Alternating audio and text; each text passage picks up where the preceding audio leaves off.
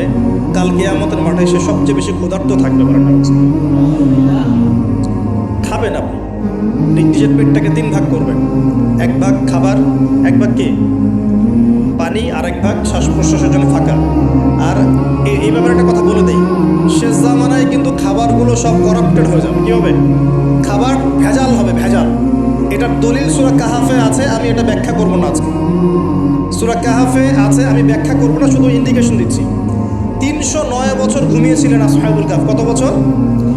309 বছর ঘুম থেকে উঠেই তারা প্রথম যে অনুভবটা করেছেন সেটা হলো তারা ক্ষুধার্ত। তারা কি ক্ষুধার্ত? দেখেন, 309 বছর পর যদি আপনি ঘুম থেকে ওঠেন, আপনার কাছে এই দুনিয়াটা আজীব মনে হবে, হবে না? কিন্তু ওনারা ক্ষুধার্ত, পকেটে কিছু মুদ্রা ছিল, যেই মুদ্রাগুলোর মান 309 বছরও কমে যায় নাই। কমে গিয়েছে না? এখন আপনি আপনার মুদ্রা নিয়ে ঘুমান 300 বছর, দেখেন তারপর কি হবে। কি হবে? টাকা থাকবেও না, যাইব গা। আচ্ছা, তারপরে শোনেন, এরপরে উঠেই তারা বলছে ফালিয়ানজুর আইয়ুহা আজকা তুআমা, এই মুদ্রাগুলো দিয়ে বাজারে কাউকে পাঠাও, তোমাদের 9 জন 10 জনের মধ্যে একজনকে বাজারে পাঠাও। ফালিয়ানজুর, সে যেন বাজারে গিয়ে দেখে আইয়ুহা আজকা তুআমা, কোন খাবারটা পবিত্র খাবার, ফ্রেশ খাবার। ঘুম থেকে উঠেও ফ্রেশ খাবারের দিকে তাদের নজর কেন? আর এই সূরা আপনাকে দাজ্জালের ফিতনা থেকে বাঁচাবে কেন? আর দাজ্জালের যুগেই বা সব দাজ্জালের শাসনের যুগে সব খাবারগুলো আস্তে আস্তে ম্যানুফ্যাকচার্ড এবং ভেজাল হচ্ছে কেন? এগুলোর মধ্যে মিল আছে না? তার মানে যত জামানা শেষের দিকে যেতে থাকবে, খাবারের ভেজাল তত বাড়তে থাকবে। এই সময় আপনাকে অবশ্যই ফ্রেশ খাবার খুঁজে খুঁজে বের করতে হবে। খাবার আগে মানুষ খেত, খাবারের মধ্যেই চিকিৎসা ছিল, তাই না? রোগের আরোগ্য ছিল। এখন সেই খাবার খেয়ে মানুষ অসুস্থ হয়ে যাচ্ছে। বুঝতে পারছেন না?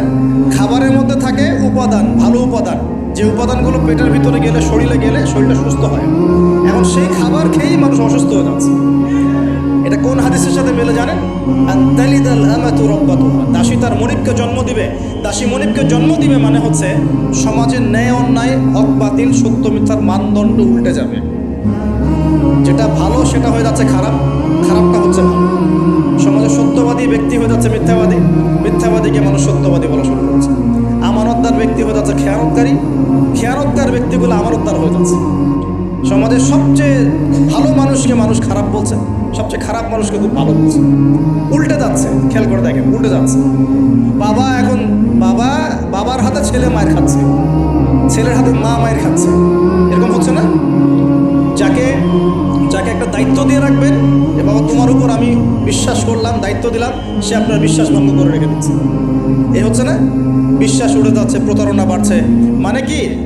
মানুষ আল্লাহ পাকের হালালগুলোকে হারাম করে নিচ্ছে, হারামগুলো হালাল করে নিচ্ছে। বুঝতে পারছেন না? হালালগুলোকে মানুষ আস্তে আস্তে হারাম করতেছে, হারামগুলোকে আস্তে আস্তে হালাল করতেছে। এটা হচ্ছে না? হচ্ছে। খুব খেয়াল করেন। তো এখানে খাবার খেয়ে আপনার উপকার পাওয়ার কথা, খাবার খেয়ে আপনি অসুস্থ হয়ে যাচ্ছে। উল্টা হচ্ছে, উল্টা চলতেছে দুনিয়া। দুনিয়া কি চলছে? উল্টা। ছেলে পড়ছে মেয়ের পোশাক, মেয়ে পড়ছে ছেলের পোশাক। বলতে কি শুধু নামাজ রোজা হজ জায়গা না, জীবনের সব কাজ। এই একটা জিনিস যদি বুঝতে পারি, আমাদের আজকের ওয়াজ সফল ইনশাআল্লাহ।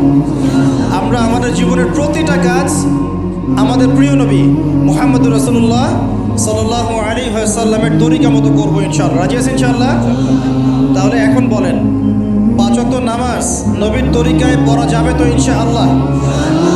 নবীর তরিকায় নামাজ মানে ধীর স্থিরভাবে নামাজ। আমি এই তর্কে যাব না, হাত পাতবেন কোথায়, ঠিক আছে?